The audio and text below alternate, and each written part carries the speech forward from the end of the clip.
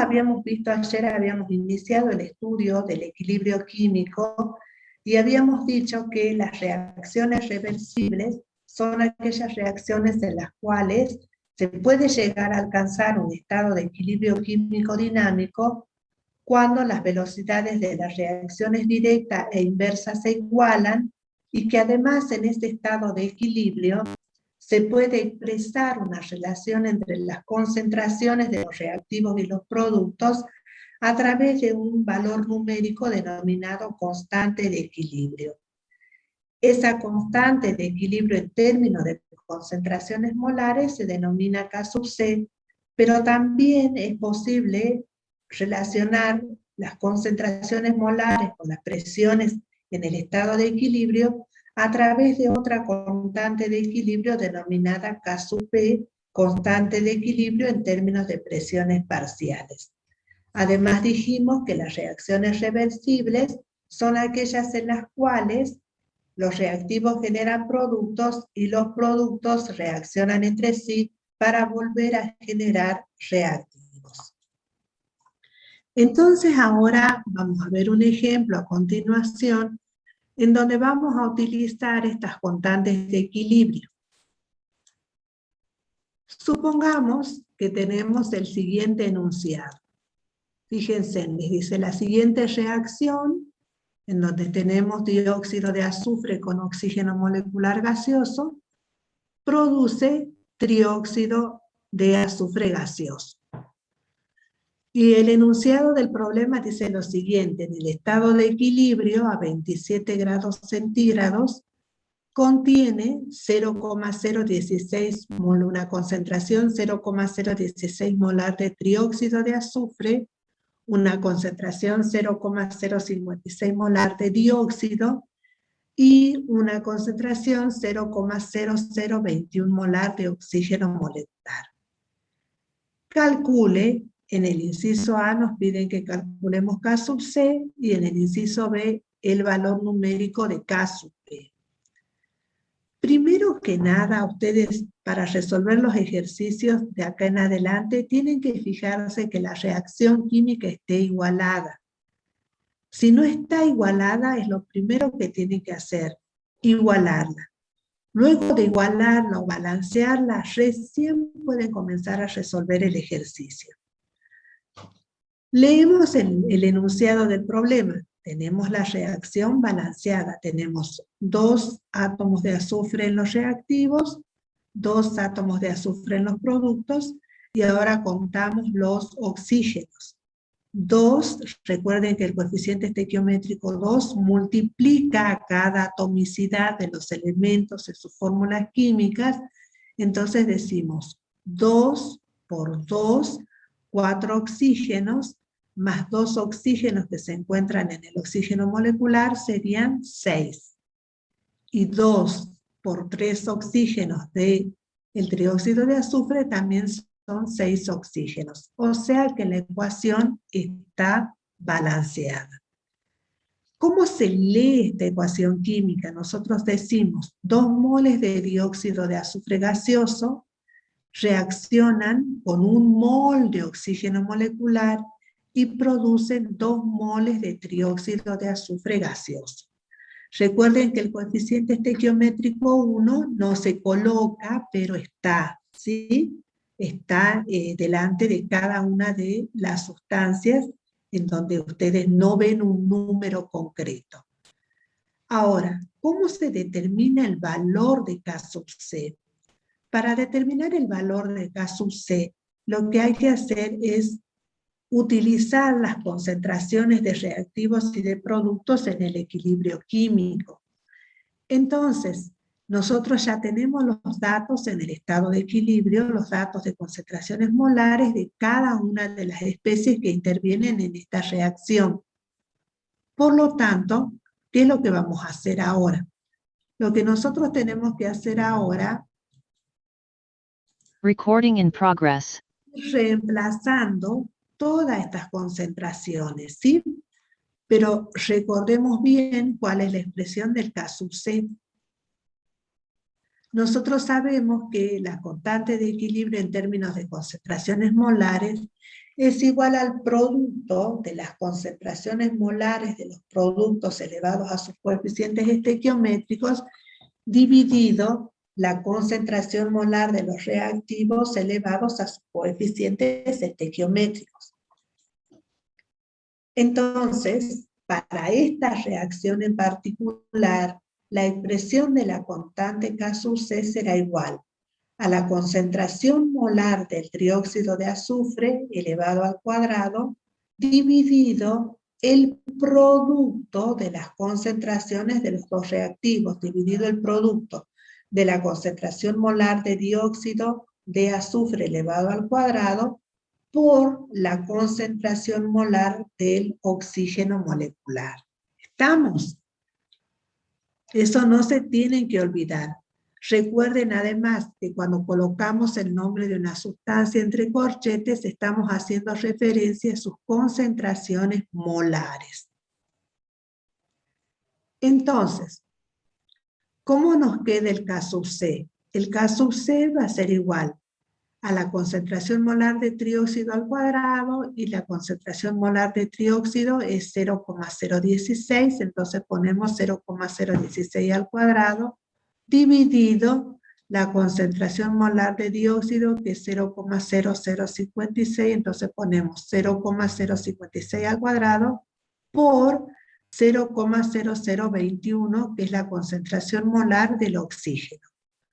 Fíjense que acá lo que tengo remarcado en amarillo hace referencia a la expresión analítica del K sub C, y acá luego solo lo que hacemos es reemplazar los valores numéricos de las concentraciones de cada una de las sustancias.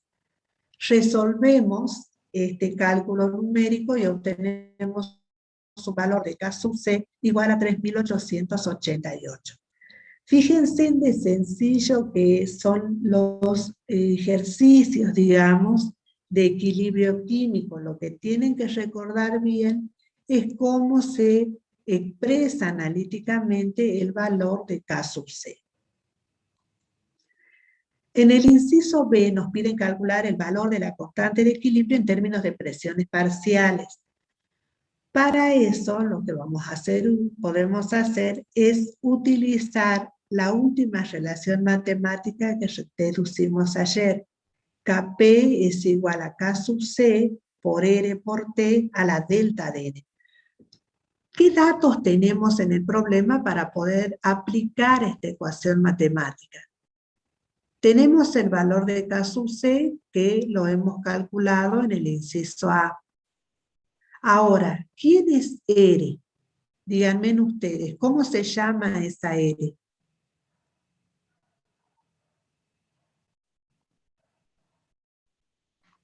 La utilizamos ya también cuando vimos gases. ¿Cómo se llama R?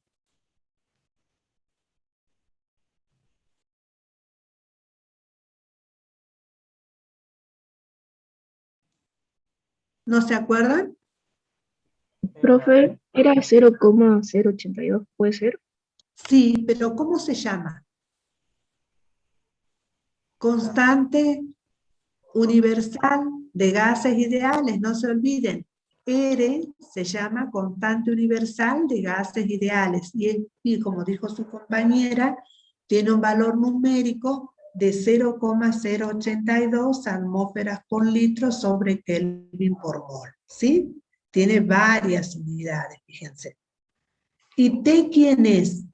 ¿Temperatura o tiempo?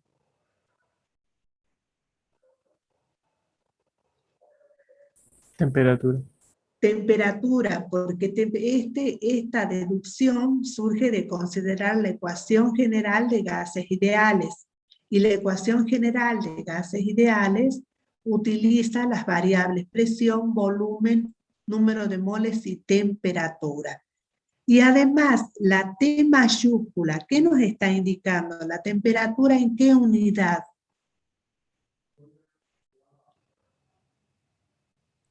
¿En Kelvin? En Kelvin. Bien. Y ahora este delta de N, ayer lo definimos. ¿Cómo se calcula ese delta de N?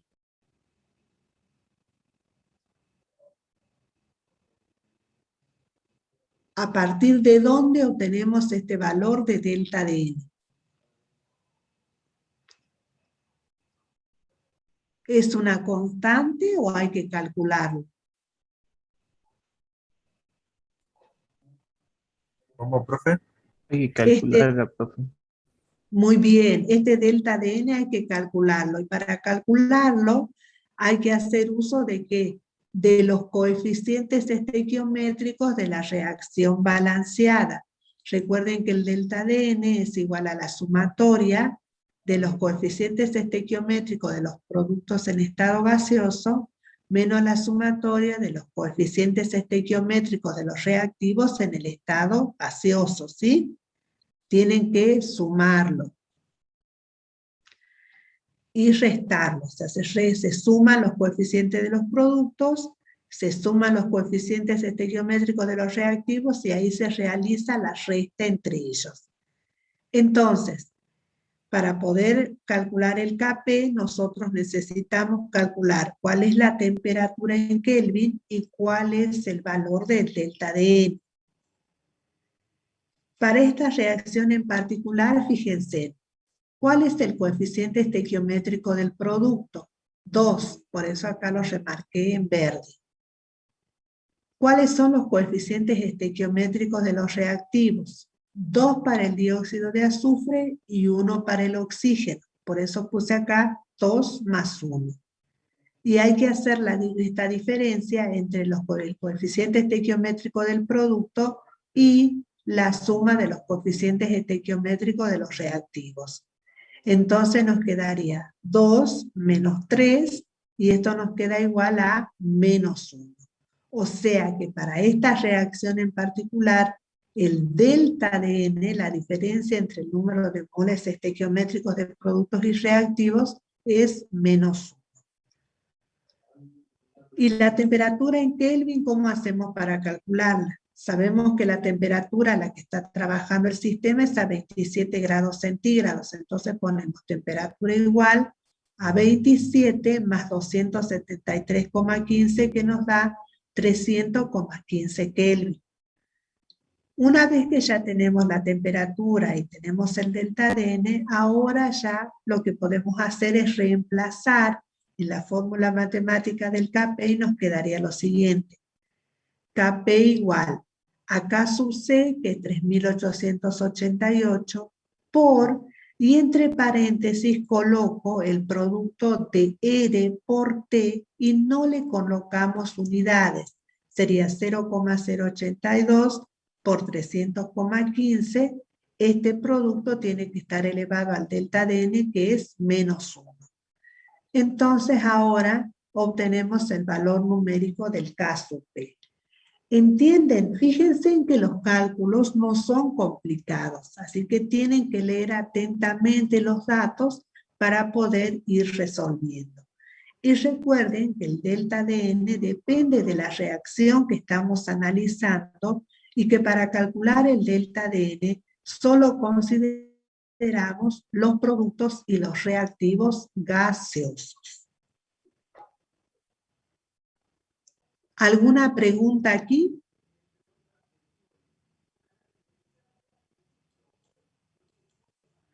Continuemos. ¿Qué consideraciones tienen que tener con respecto a las constantes de equilibrio? Primero, y esto es re importante que lo recuerden y no se lo olviden, los valores numéricos de K sub C o K sub P solo se modifican si cambia la temperatura a la cual está ocurriendo la reacción. ¿Eso qué quiere decir?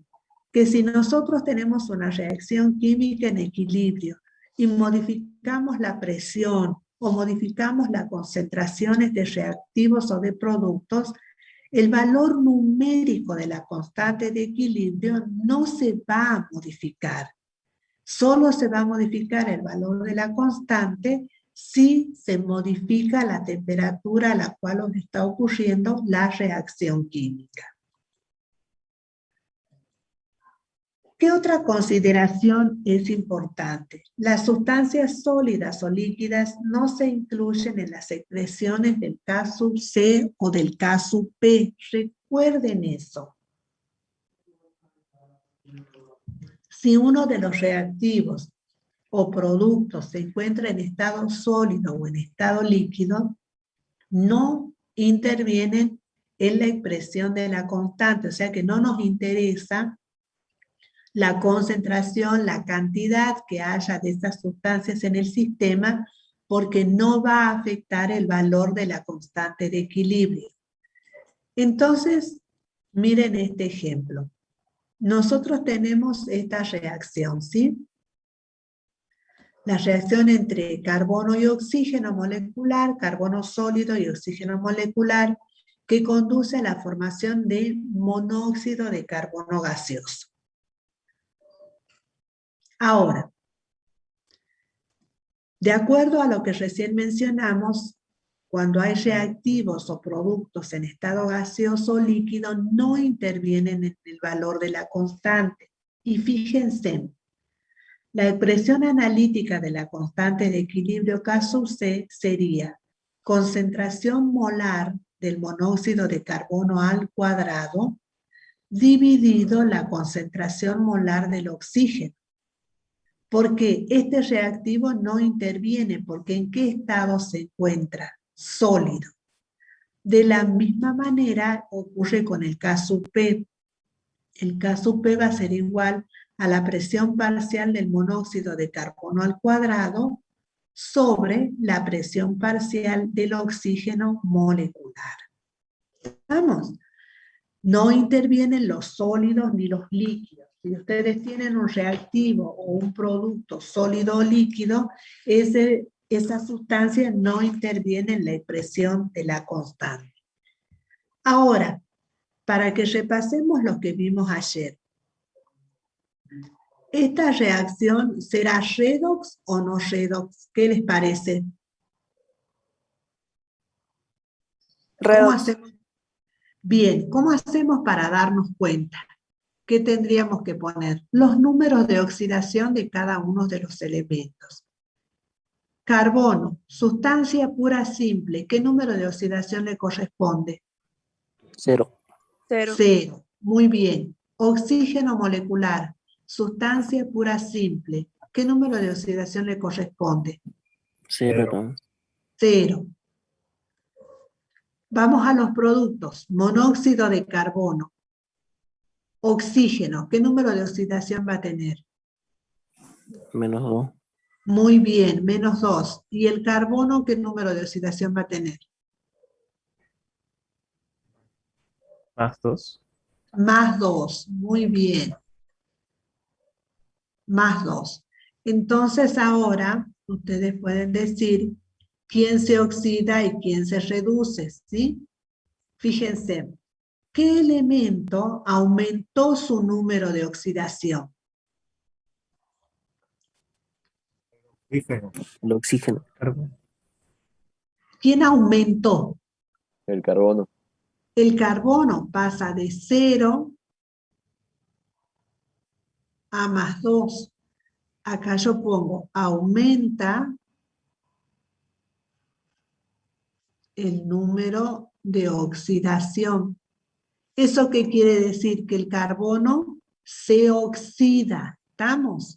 Eso significa que el carbono se oxida. ¿Y qué ha pasado con el oxígeno? Pasó de número de oxidación 0 a número de oxidación -2. El oxígeno disminuye su número de oxidación, es decir, que el oxígeno, ¿qué le está pasando? Se reduce. Bien. Entonces ahora, esta reacción es una reacción redox porque algunos elementos modifican su número de oxidación. ¿Qué clase de reacción redox es? De las tres que vimos ayer. ¿Reacción intramolecular, reacción de desproporción o reacción de síntesis? Síntesis. Muy bien, es una reacción de síntesis. Ahora lo voy a poner con esto. Entonces, si ustedes la tuvieran que clasificar, dirían, es una reacción redox, porque algunos elementos modifican su número de oxidación, y es una reacción redox de síntesis. ¿Por qué de síntesis? Porque reaccionan dos sustancias puras simples y generan una sustancia pura compuesta. ¿Estamos? Todo eso tienen que escribir para justificar. Ahora, ¿cuál es la sustancia que contiene el elemento que se oxida? El carbono. Entonces, ¿el carbono se comporta como agente reductor o como agente oxidante? Agente reductor. Reductor. Muy bien, entonces ustedes ponen carbono, agente reductor, porque es la sustancia que contiene el elemento que se oxida. Y el oxígeno, entonces, ¿como qué se está comportando? Como agente oxidante, porque contiene el elemento que se reduce. ¿Estamos? Fíjense en todas las cosas que van a tener que analizar a veces en una reacción química. Además de escribir los valores o las expresiones analíticas de KCO-KP y calcular sus valores numéricos, en los prácticos tienen ejercicios donde además hay que clasificarla la reacción y justificar. ¿Estamos? ¿Qué otras consideraciones? Perdón, ahora voy a volver acá para borrar para que les quede bien. Si no, esto está...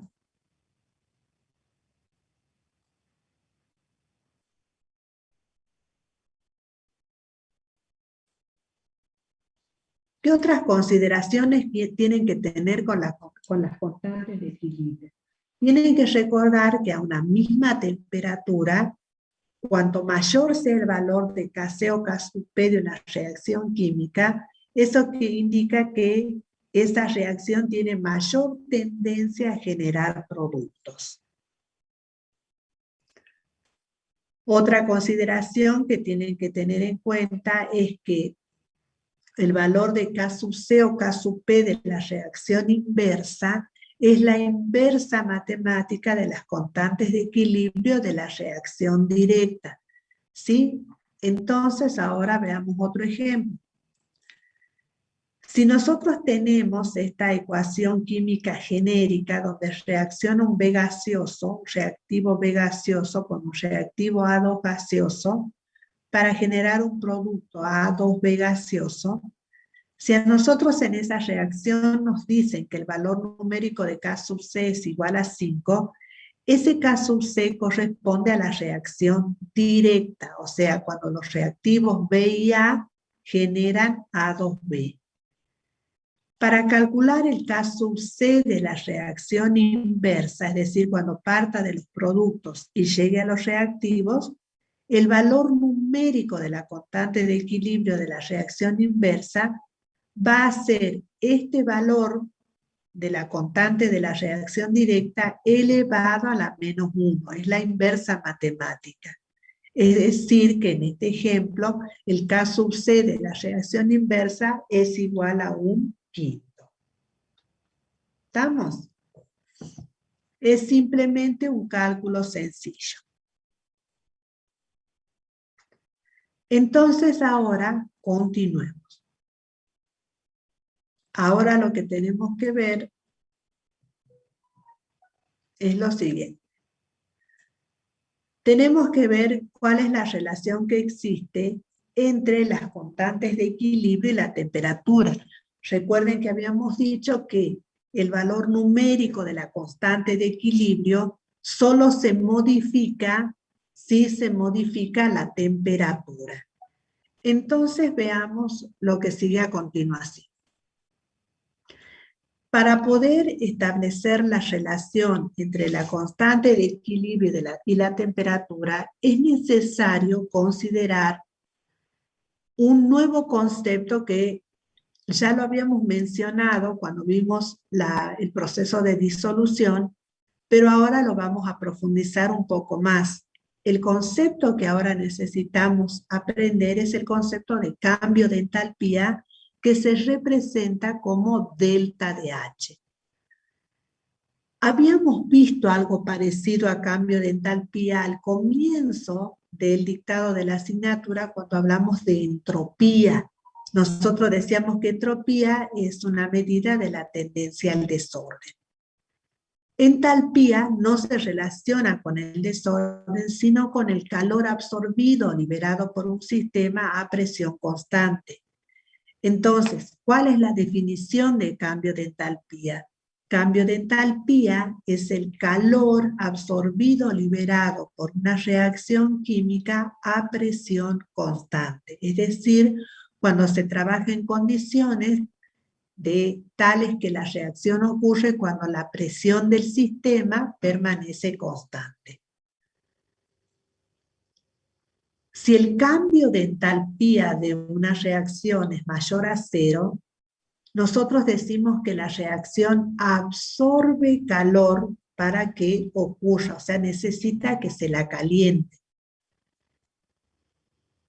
¿Qué efectos produce una reacción endotérmica en el sistema? Si para ocurrir la reacción necesita absorber calor, lo que hace es disminuir la temperatura del sistema. Lo va enfriando porque va consumiendo el calor del que dispone y entonces el sistema se va enfriando. Esta reacción endotérmica que ocurre cuando el sistema absorbe calor se llama reacción endotérmica. Si, por el contrario, en la reacción química nos dicen que el cambio de entalpía es menor que 0, eso quiere decir que la reacción libera calor, la reacción genera calor a medida que va ocurriendo. Entonces, si ella va generando calor, ¿qué va a pasar? ¿Qué efecto va a producir? Una reacción exotérmica aumenta la temperatura del sistema. Estas reacciones entonces en las cuales se libera calor se denominan reacciones exotérmicas. Y las reacciones en las cuales se absorbe calor, la reacción se denomina reacción endotérmica.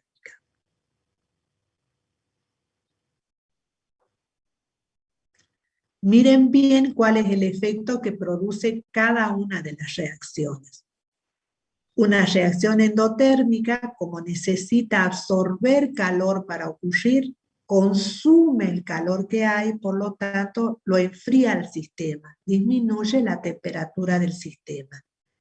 En cambio, una reacción exotérmica, que es la que va a producir calor, ¿qué hace? Hace que se caliente más el sistema y por lo tanto aumenta la temperatura del sistema.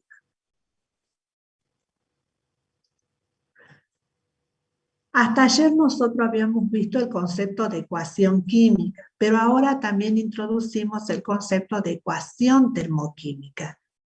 En una ecuación termoquímica, además de escribir la ecuación química balanceada para la reacción que se está considerando, se indica también el cambio de entalpía de la reacción. Es decir que, además de escribir la ecuación química, hay que indicar cuál es el valor del delta de H, si es mayor o menor que 0. Supongamos que tenemos esta ecuación. Dióxido de nitrógeno gaseoso, a través de un proceso reversible, genera tetróxido de dinitrógeno. ¿Esta reacción está balanceada? No, profe. No, profe. No. ¿Cómo ¿Qué tendríamos que hacer para balancear? Agregar El un 2 número de moléculas atrás de del óxido de nitrógeno. óxido de nitrógeno. Acá, delante del dióxido de nitrógeno, colocamos el coeficiente estequiométrico 2. Y ahora sí tenemos la ecuación balanceada. Esta es la ecuación química que vimos ayer, donde indicamos quiénes son las sustancias que reaccionan, quiénes son los productos y en qué proporción se combinan entre ellas. En la ecuación termoquímica, además de escribir la ecuación balanceada, escribimos el cambio de entalpía. Para esta reacción en particular, nos dicen cambio de entalpía menor que 0. Pero a veces sus compañeros preguntan, pero profe, ese cambio de entalpía, ¿para quién corresponde? ¿Para la reacción directa o para la reacción inversa? Este cambio de entalpía corresponde a la reacción directa, ¿sí? Como el cambio de entalpía es menor que 0, ¿qué nos está diciendo? Que la reacción directa es exotérmica, es decir, que la reacción directa libera calor. ¿Y qué efecto produciría en el sistema? Lo calentaría, aumentaría la temperatura del sistema. Cuando tenemos ecuaciones termoquímicas, haciendo uso de la ley del Lavoisier-Laplace, podemos también determinar cómo es la reacción inversa. Si conocemos que la reacción directa es endotérmica o exotérmica, también podemos ahora, aplicando la ley del Lavoisier-Laplace, conocer si la reacción inversa va a ser exotérmica o endotérmica. Estos dos investigadores llegaron a establecer que si una reacción química es directa en un sentido, en el sentido contrario es, si la reacción es directa, perdón, es endotérmica, en el sentido contrario la reacción es exotérmica. Por eso les dice acá, el cambio de entalpía de una reacción es igual en magnitud, pero de signo opuesto al de la reacción inversa. Y para decirlo más fácil, podemos decir esto. Si una reacción es endotérmica en un sentido, en el sentido contrario es exotérmica. Entonces, fíjense en esta reacción química. Nosotros dijimos que este delta de H que está indicado para la reacción corresponde a la reacción directa. Como el cambio de entalpía es menor que 0, nosotros concluimos que la reacción directa es exotérmica. Y podríamos ponerlo acá. Podríamos poner la flechita esta que corresponde a la reacción directa, indicamos que es una reacción exotérmica. Y aplicando la ley de Lavoisier-Laplace, nosotros ahora podemos decir que la reacción inversa, ¿cómo va a ser? Endotérmica. Endotérmica. ¿Estamos? Entonces podemos colocar lo siguiente. ¿Estamos? Es fácil. La ley de Lavoisier-Laplace nos dice que si en un sentido es endotérmica, en el sentido contrario es exotérmica. ¿Estamos? Entonces recuerden todo esto que estamos viendo aquí.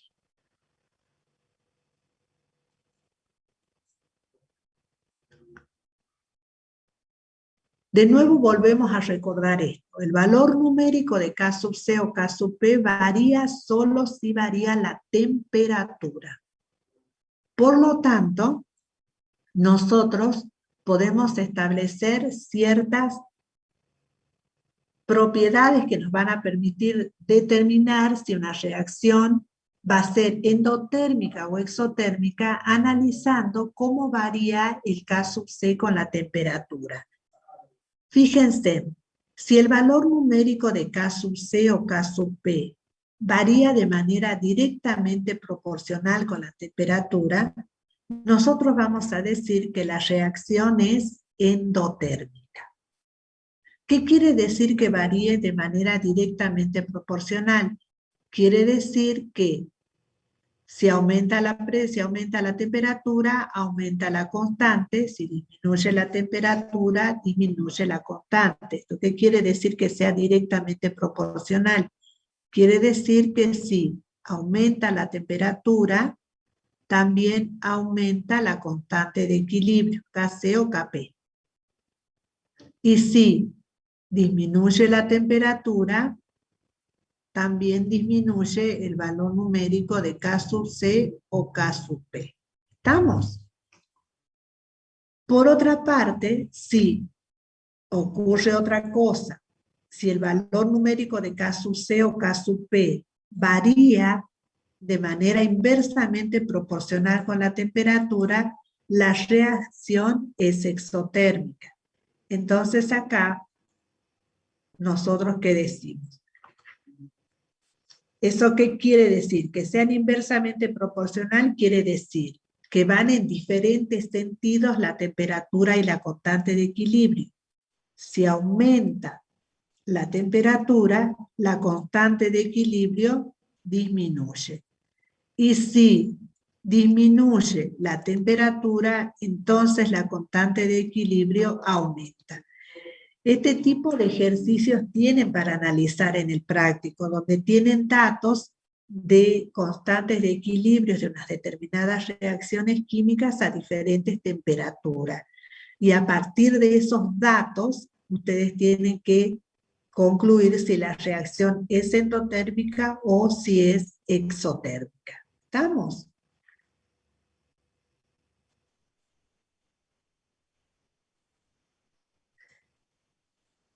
Y ahora vamos a comenzar a ver el último tema de esta unidad, que es la perturbación de los sistemas en equilibrio.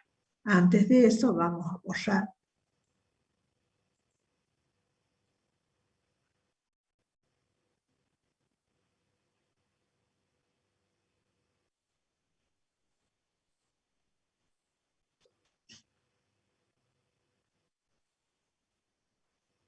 Esto, perturbación de sistemas en equilibrio. Esto es lo que vemos ahora y esto es lo que por ahí a ustedes les cuesta más interpretar de este tema.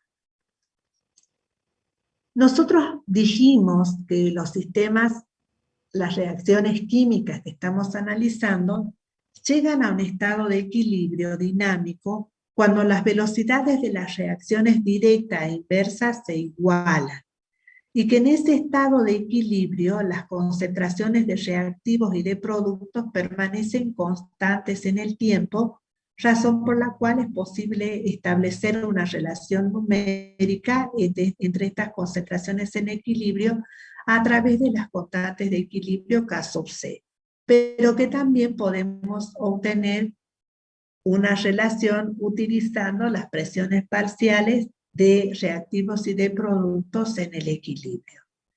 Sin embargo, a veces se modifican ciertas variables que hacen que la reacción que estaba en equilibrio sea perturbada, es decir, se modifican ciertas variables que hacen que el sistema cambie su estado de equilibrio y entonces comienzan a modificarse las concentraciones de reactivos y de productos. ¿Cuáles son las variables que se pueden perturbar o que se pueden modificar, para que el sistema en equilibrio sea perturbado? Las variables que generalmente se modifican para sacar a un sistema de su estado de equilibrio son presión, temperatura y concentraciones de reactivos y o de productos. Cuando un sistema está en equilibrio y es perturbado de su estado de equilibrio, el sistema tiende a evolucionar de manera de minimizar la perturbación alcanzando un nuevo estado de equilibrio. ¿Qué significa esto? Esto significa que minimizar la perturbación significa que el sistema tiende a realizar lo contrario de la perturbación, es decir, tiende a contrarrestar la perturbación que se ha realizado sobre el sistema.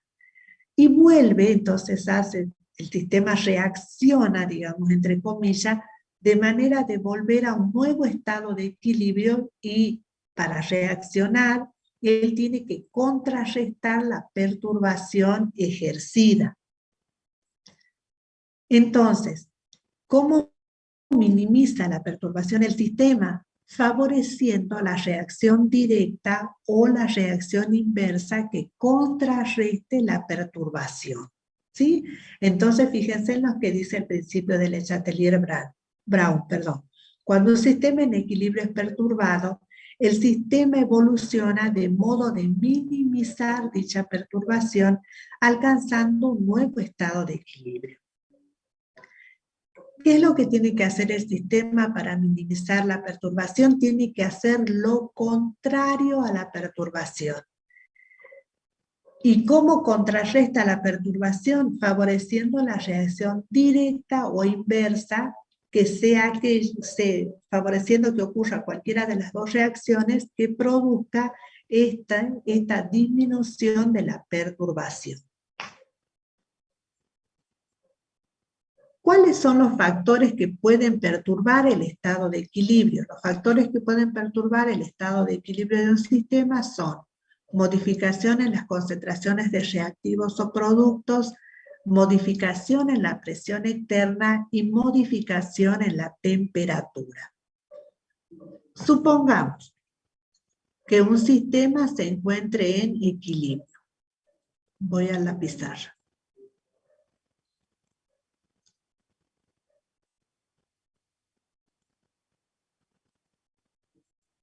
Supongamos que nosotros tenemos una reacción, yo voy a poner una reacción genérica a gaseoso más 2D gaseoso que producen un H2 gaseoso. ¿Sí? Supongamos que tenemos esa reacción química, es algo genérico, ¿sí? Está en equilibrio el sistema. Y supongamos que nosotros somos los perturbadores, que nosotros perturbamos el sistema aumentando la concentración molar del reactivo A. ¿Sí? Esa es nuestra perturbación. El sistema está tranquilo, en un estado de equilibrio, y nosotros venimos y al recipiente que contiene este sistema en equilibrio lo perturbamos aumentando la concentración del reactivo A. ¿Qué va a hacer el sistema? De acuerdo al principio de Le Chatelier-Brown, nosotros dijimos que cuando un sistema en equilibrio es perturbado, el sistema tiende a minimizar dicha perturbación. Y dijimos que minimizar dicha perturbación significa que el sistema tiende a contrarrestar la perturbación, o sea, el sistema reacciona de manera de hacer lo contrario a la perturbación. Si acá la perturbación es aumentar la concentración del reactivo A, el sistema lo que va a tender a hacer es disminuir la concentración del reactivo A. Hace lo contrario a la perturbación. Entonces, si el sistema va a evolucionar disminuyendo la concentración del reactivo A, ¿cuál es el efecto que se va a observar? Cuando yo digo cuál es el efecto que se va a observar, quiero decir cuál de las dos reacciones se va a ver favorecida, la directa o la inversa. ¿A ustedes cuál les parece que se va a ver favorecida?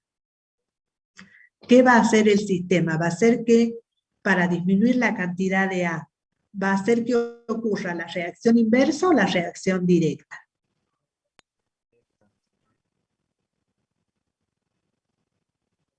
Directa.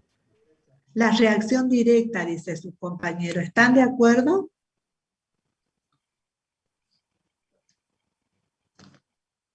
¿Por qué decís la directa? Está bien lo que decís. Ahora explícanos por qué. El sistema se encuentra en desequilibrio y va a buscar equilibrándolo, formando productos. Muy bien, porque tiene que disminuir ¿qué cosa? La concentración de reactivo. Y nosotros habíamos dicho ayer cuando presentamos las primeras diapositivas que a medida que va transcurriendo la reacción directa, la concentración de reactivo, ¿qué le pasa? Va disminuyendo. Entonces acá ustedes ponen, se favorece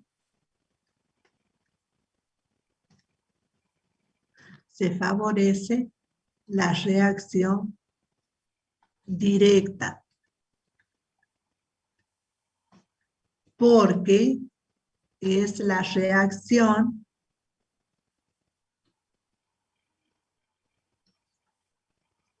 que disminuye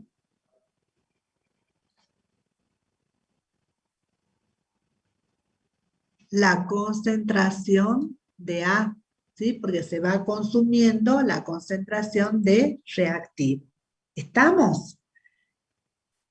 ¿Qué otra cosa podemos hacer? Supongamos que perturbamos el sistema aumentando, a ver, hagamos algo, disminuyendo la concentración del reactivo D. ¿Qué va a tener que hacer el sistema?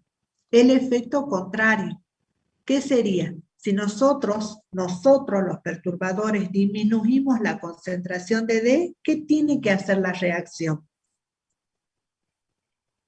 ¿Qué tiene que hacer el sistema? El efecto contrario. Aumentar la concentración de... Muy bien, aumentar la concentración de D. Y para aumentar la concentración de D, ¿qué reacción se va a ver favorecida entonces? ¿La directa o la inversa? La inversa, muy bien. Se favorece la reacción inversa porque entonces este producto va a volver a producir D y va a hacer entonces que aumente. Muy bien, se favorece la reacción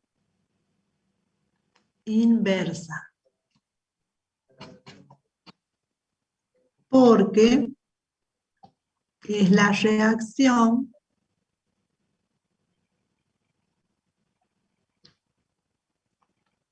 que generará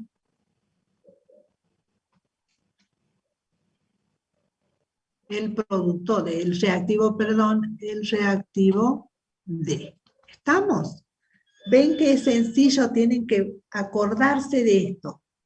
Nosotros, yo, ustedes, nosotros somos los perturbadores. Nosotros perturbamos el sistema. Y el sistema hace lo contrario a la perturbación que nosotros realicemos. ¿Estamos hasta ahí? De la misma manera puede ocurrir que nosotros disminuyamos la concentración del producto y que entonces nosotros digamos, si disminuye la concentración de AD2, ¿qué va a tener que hacer el sistema? Aumentarlo, supongamos. Si nosotros disminuimos la concentración del producto, ¿sí? ¿Qué tiene que hacer el sistema? El sistema tiene que hacer lo contrario, tiene que favorecer o hacer que ocurra la reacción que permita aumentar la concentración del producto. ¿Y qué reacción es la que va a generar más producto? ¿La reacción directa o la reacción inversa?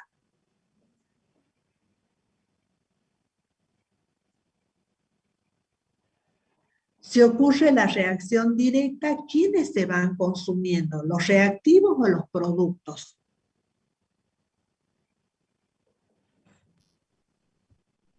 Los reactivos. Los reactivos. Los reactivos. Y no me serviría porque, a ver, si ocurre la reacción directa, piensen ustedes, se van consumiendo los reactivos y ¿quién se va produciendo? El producto AD2. ¿Y nosotros qué necesitamos? Necesitamos que aumente la cantidad de AD2. Entonces, ¿qué reacción se va a ver favorecida? ¿La directa o la inversa? La inversa. No, si se produce la inversa, se va a ir consumiendo este muchacho.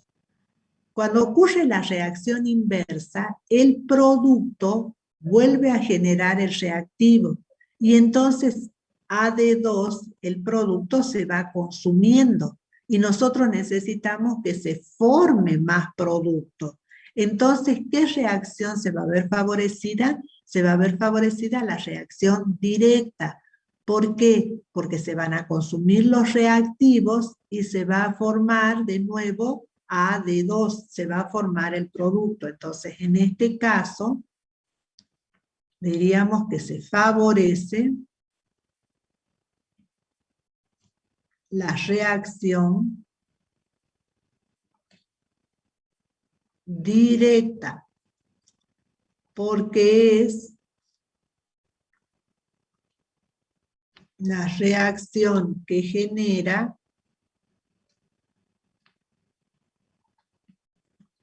el producto AD2. ¿Estamos? Entonces, tienen que razonar bien. Recuerden, cuando ocurre la reacción directa, se consumen los reactivos, disminuye la cantidad de reactivos y se forma producto. Cuando ocurre la reacción inversa, se consume el producto y se generan reactivos. ¿Estamos? Ahora, sigamos con la diapositiva. Acá.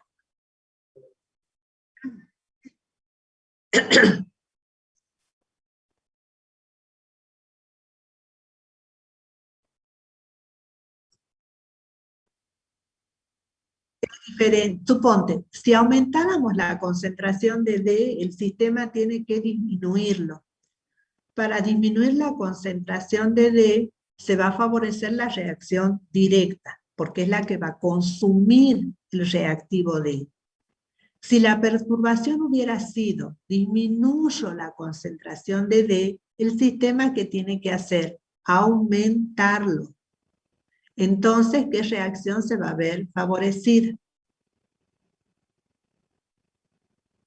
La inversa, porque el producto va a volver a generar los reactivos. ¿Estamos?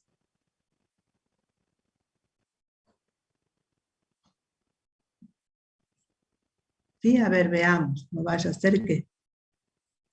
Acá, mira, habíamos dicho, si disminuye la concentración de D, si disminuye el reactivo, el sistema tiene que aumentar la cantidad de reactivo. Entonces, ¿qué reacción se ve favorecida? La inversa, porque esta sustancia va a venirse para acá y va a producir otra vez el reactivo D.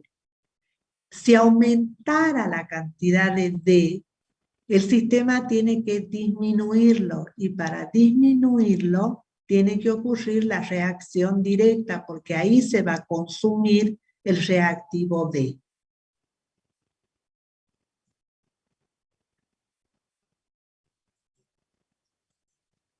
Ahora, ¿qué otra cosa más podemos modificar? ¿La presión o la temperatura? Cuando nosotros modificamos la presión o la temperatura, ahí ya tenemos que analizar otras cuestiones.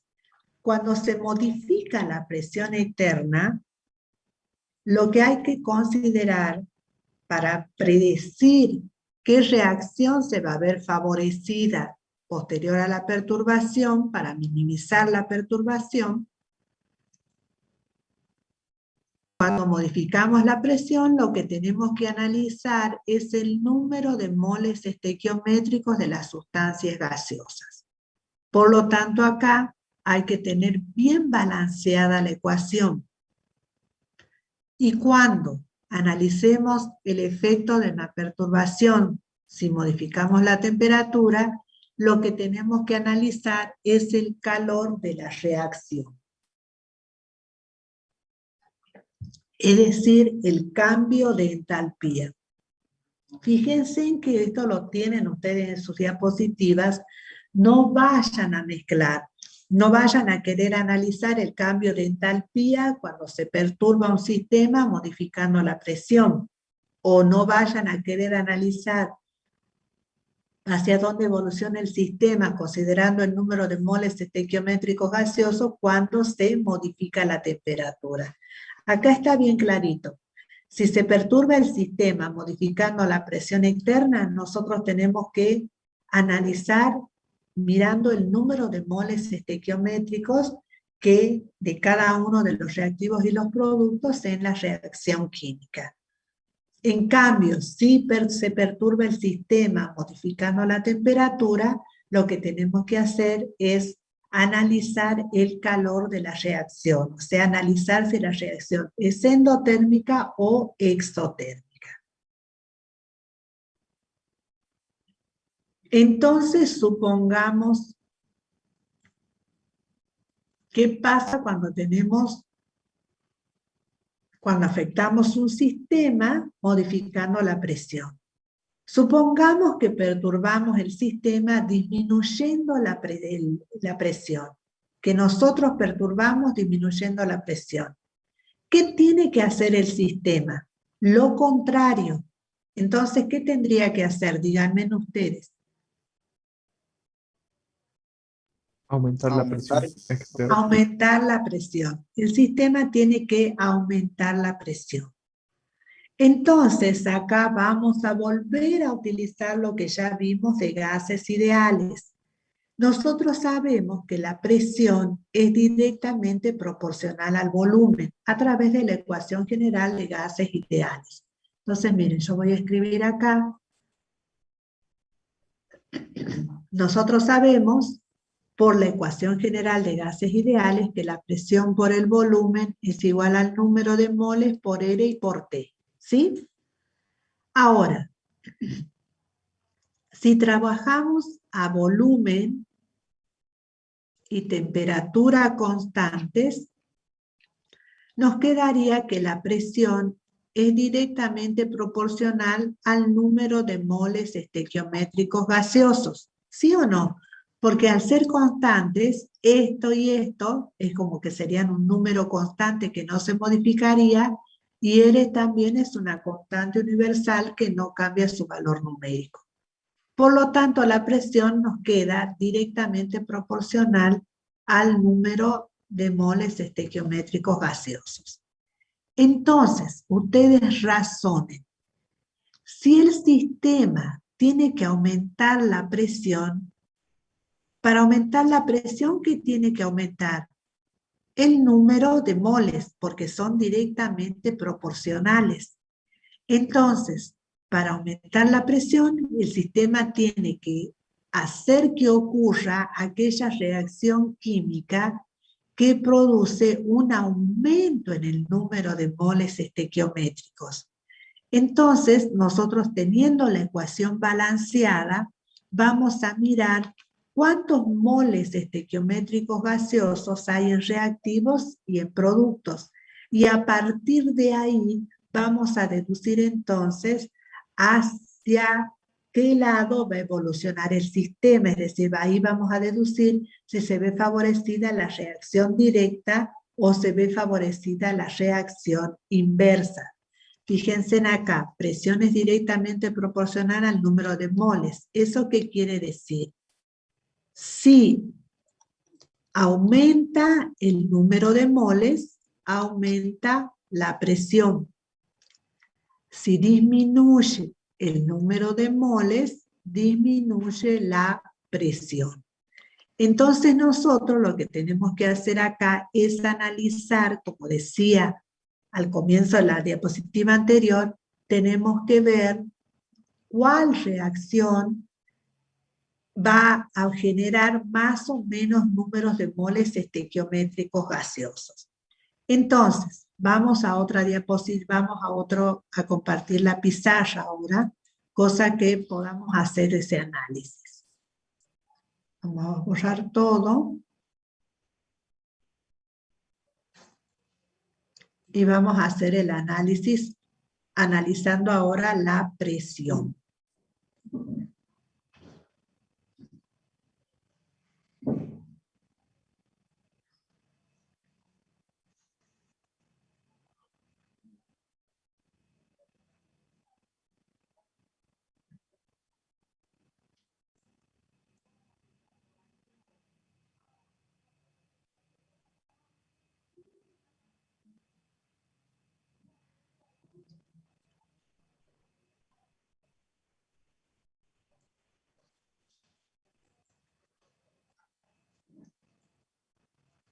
Entonces, supongamos que tenemos esta reacción que habíamos puesto al comienzo.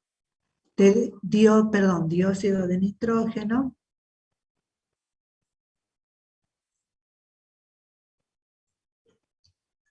Supongamos que tenemos dióxido de nitrógeno gaseoso que produce tetróxido de dinitrógeno gaseoso y además este estaba igualado con un 2 acá. Entonces, miremos. Primero que nada, ¿cuántos moles estequiométricos de sustancias gaseosas se encuentran en los reactivos? 2. ¿Cuánto es? 2. Dos. Acá hay 2 moles. 2 moles gaseosos. ¿Y en los productos cuántos moles tenemos? 1. Un mol. Un mol del producto gaseoso. Entonces, ahora empecemos a analizar. Supongamos que nosotros perturbamos el sistema. Esto, acuérdense, nosotros somos los perturbadores. Esta es la perturbación externa, por eso dice externa. Nosotros no somos ni dióxido de nitrógeno, ni tetróxido de nitrógeno. Por eso nosotros somos los perturbadores.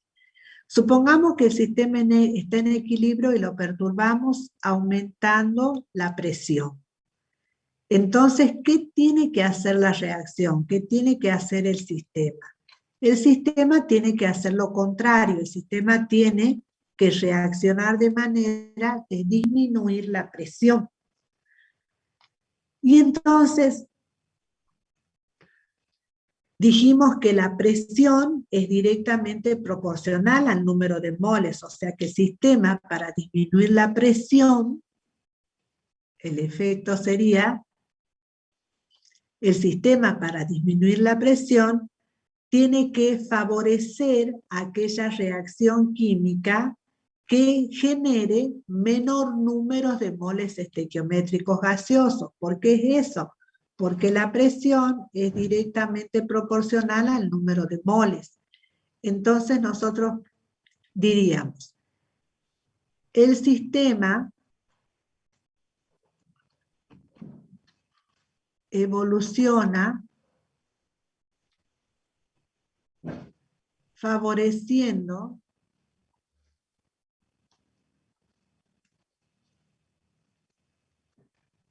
la reacción que disminuya el número de moles.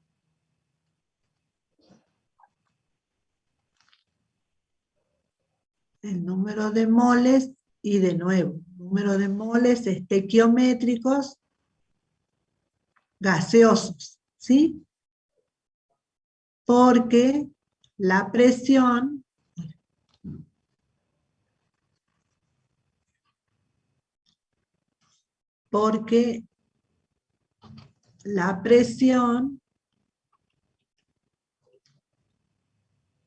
es directamente proporcional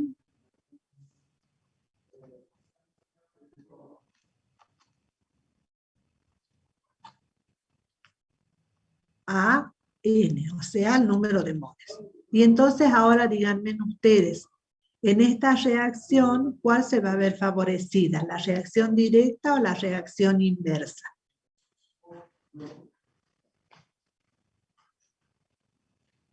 La directa.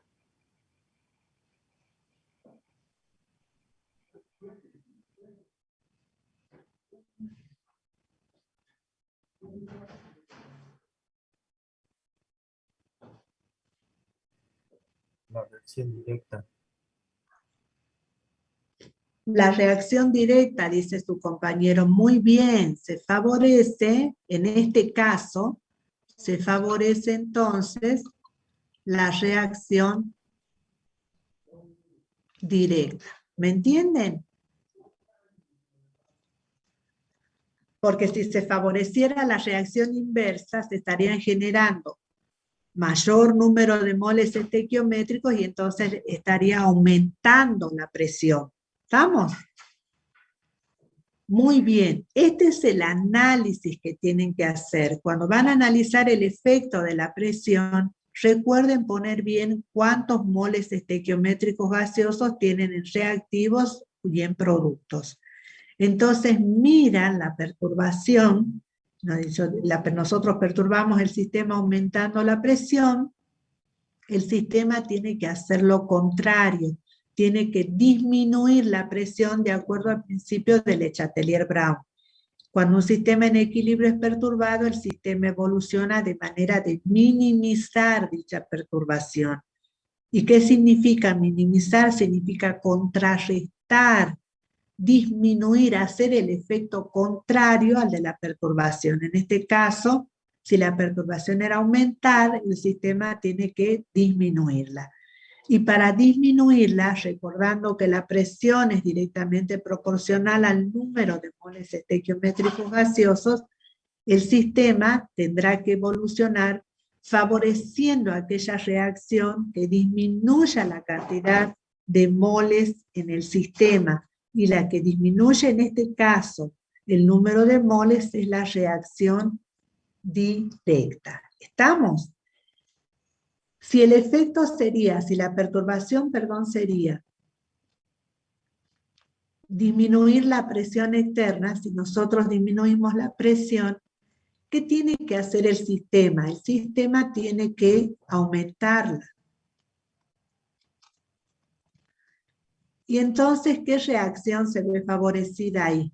Se ve favorecida aquella reacción que conduzca a generar mayor número de moles estequiométricos gaseosos, y en este caso se vería favorecida la reacción inversa.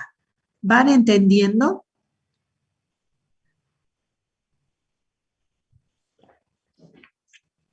Sí, profe. Entonces acá podremos poner que el sistema evoluciona y en este caso, bla, bla, bla, bla, se favorece al final, pero tienen que escribir todas las justificaciones en el parcial.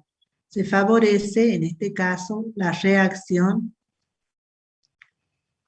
inversa. ¿Estamos? Pero tienen que justificar escribiendo todo. Todo, todo.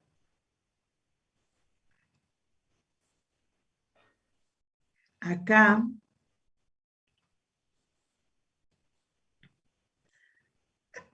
tienen todo explicado, todo escrito, después de las deducciones que hicimos. Ustedes de esta manera tienen que justificar en el parcial.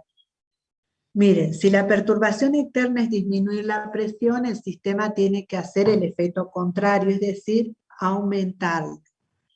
Y el efecto es, si se perturba el sistema disminuyendo la presión, el sistema para minimizar dicha perturbación debe producir un efecto contrario. Es decir, debe favorecer la reacción que produzca un incremento en la presión. Por lo tanto, se favorece la reacción que genera un mayor número de moles estequiométricos gaseosos, ya que la presión es directamente proporcional al número de moles en condiciones de volumen y temperatura constante. Todo esto tienen que poner cuando van a justificar en el parcial o en los prácticos, porque en los prácticos tienen muchos ejercicios que dicen justifique, justifique, justifique. Y el modo de justificar, considerando el efecto de la presión, es de esta manera, escribiendo todo esto. ¿Estamos?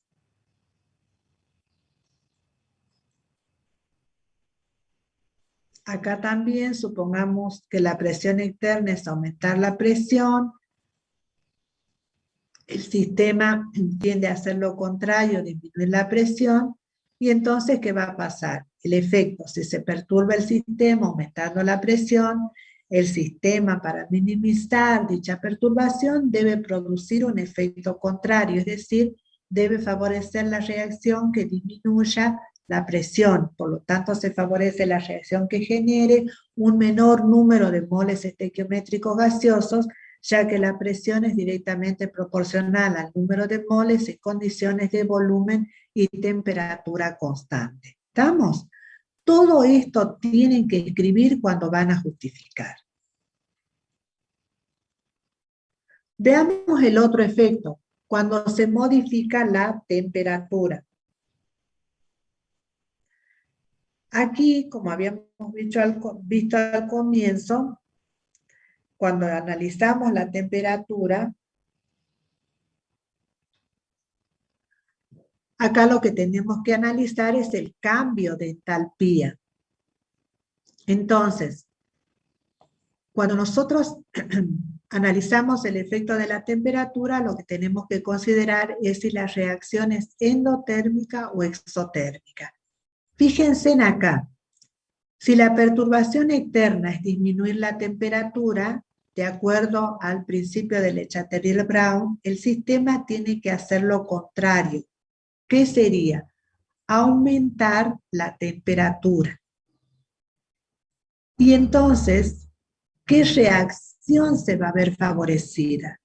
Cuando nosotros vimos el concepto de entalpía, dijimos que las reacciones pueden clasificarse en reacciones endotérmicas y exotérmicas. Las reacciones endotérmicas son aquellas que absorben calor y las reacciones exotérmicas son las que liberan calor.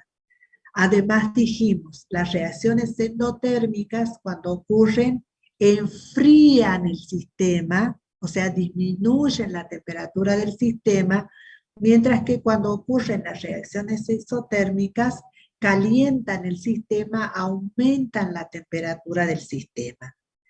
Entonces acá, sin mirar ninguna reacción química, si la perturbación externa es disminuir la temperatura y el sistema tiene que hacer lo contrario, es decir, aumentar la temperatura, ¿qué reacción se va a ver favorecida?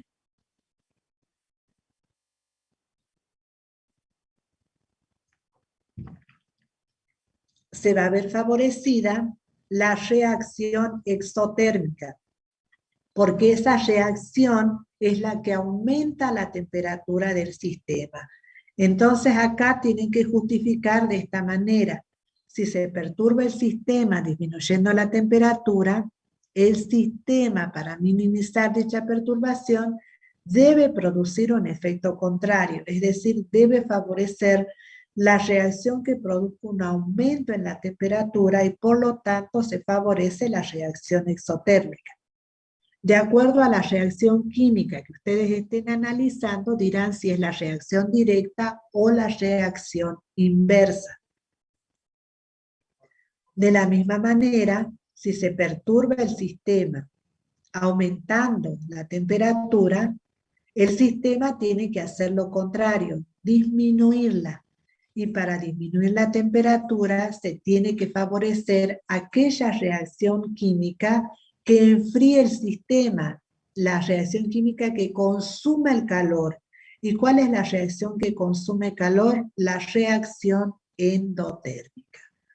Todo esto tienen que poner cuando van a justificar en los parciales para las perturbaciones de los sistemas en equilibrio. Entonces hagamos acá un ejemplo. Tomando de nuevo esta reacción química.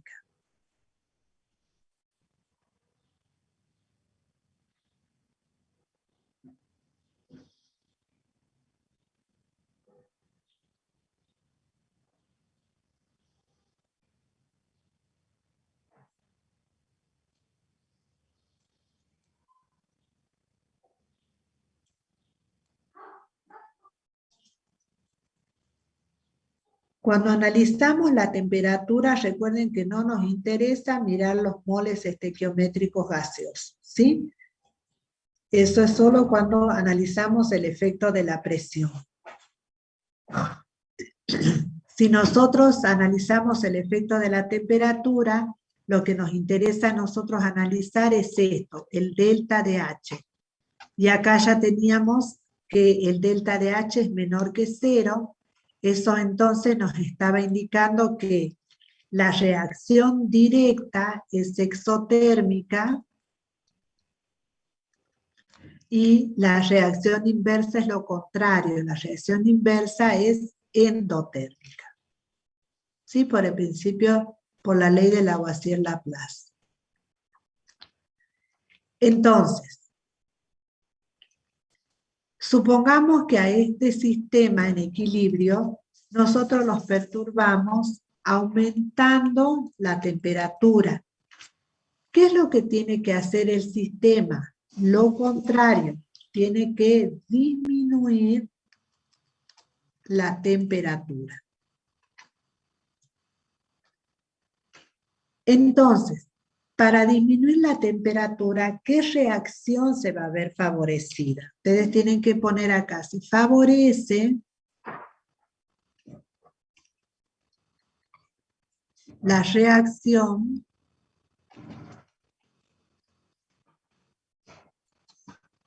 que disminuya la temperatura del sistema.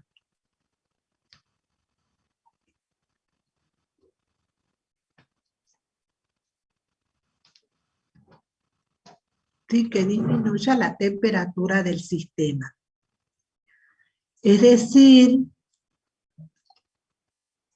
aquella reacción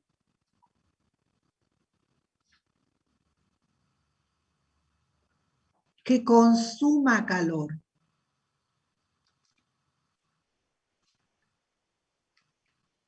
¿Y cuál es la reacción que consume calor? ¿La reacción endotérmica o la reacción exotérmica? Díganme ustedes. Endotérmico. Endotérmico. Ajá, la reacción que consuma calor. Es decir, la reacción endotérmica. Y en este caso en particular, ¿cuál es la reacción endotérmica? ¿La reacción inversa o la reacción directa? Inversa. Bueno, entonces en este caso,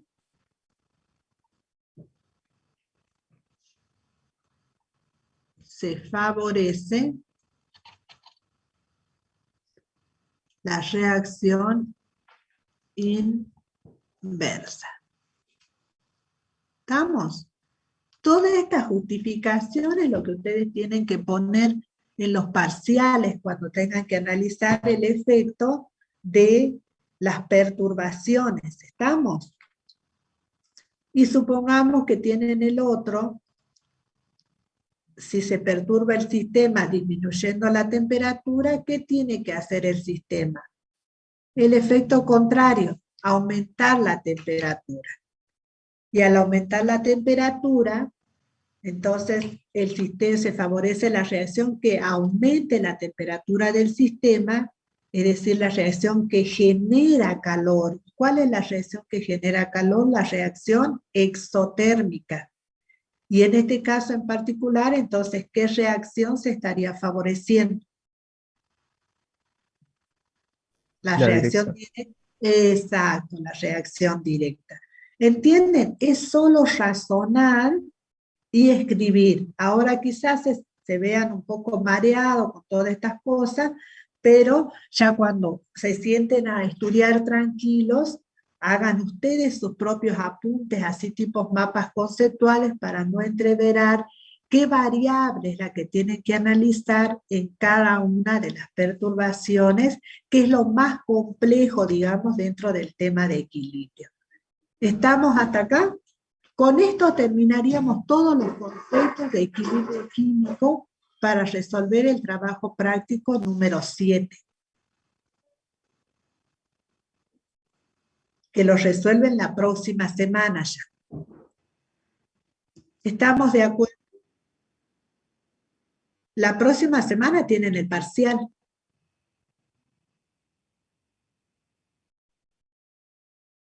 Ya van a arreglar con sus profesores cómo recuperan esa clase. Los alumnos de agronomía, gracias por preguntar, los alumnos de agronomía de la comisión 3 pueden ir a clases de la comisión 1 esta tarde o la comisión 2 mañana por la tarde, ¿sí? Porque el viernes, como es feriado, no se dicta clase, pero ustedes pueden asistir a la clase de esta semana a la comisión 1 o a la comisión 2, los alumnos de agronomía. Entonces, esta tarde tendría clase con la profesora Laura Flores, o mañana jueves tendría clase con la profesora Laura Lamas. Ya saben, alumnos de la comisión 3 de agronomía pueden ir a clases prácticas con la profe Laura Flores esta tarde o con la profesora Laura Lamas la próxima semana, el próximo jueves, mañana. ¿Estamos? Y los alumnos de biología ya hoy terminan la comisión 3 el trabajo práctico 6 y los alumnos de la comisión 1 ya coordinarán con su profesora cómo recuperan la clase del viernes el día de mañana. ¿Estamos hasta acá?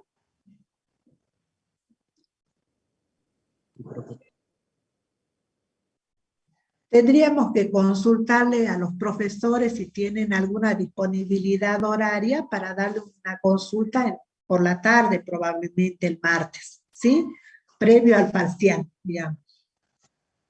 ¿Sí? Bueno, entonces terminamos la clase de hoy.